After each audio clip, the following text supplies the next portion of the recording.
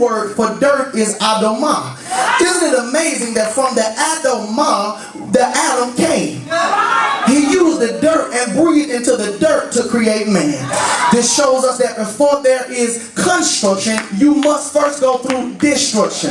Understand that before God created the heaven and the earth, he separated the darkness and he separated the light. So before he began to create, the first thing he had to do was, do some destruction. There are some people right now who are going through some destructive things in your life.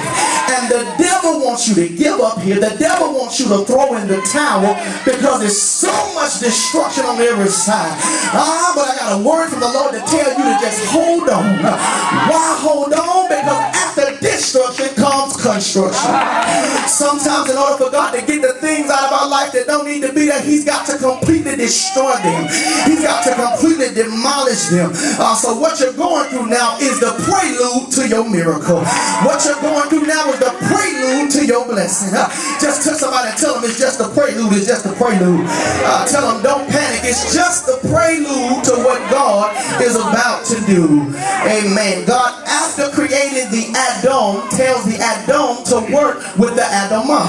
In verse 15 of chapter 2, God said to him to cultivate, which means to dig. He told him to dig in the dirt. Now, why would God tell him to dig in the dirt? To produce life. It's just to produce life. God has put himself in the dirt, and since God has invested himself in the dirt, life has to come out of the dirt. So it will respond to man. The dirt will respond to man because the same thing that's in the man is in the dirt.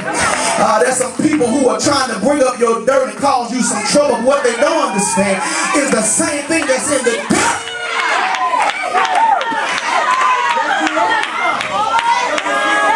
We come from the dirt. That's why we are so easily connected to the dirt, and it responds to us. Understand that whenever God enters dirt, new life follows. There's something good in the dirt. Tell somebody and tell them there's something good in the dirt. Even though you're in a bad, dirty situation right now, there's something good coming out of this dirt. Because the fact that God is in the dirt, it means something's about to change for me. It may not be today, it might not be tomorrow, but I know I trust the name of the Lord. And God's going to bring something good out of the dirt.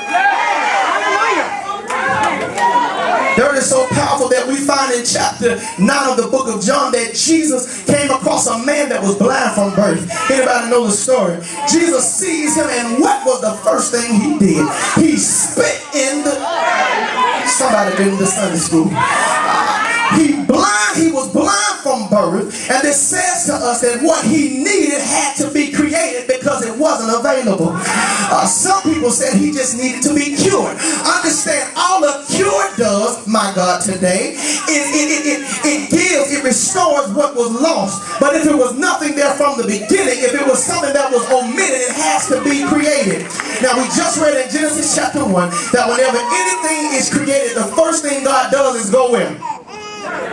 Okay, so we find now that Jesus, the Son of God, amen, when he sees this blind man, spits in the dirt, he makes a clay-like substance and puts it on the man's eyes and tells him to wash inside on.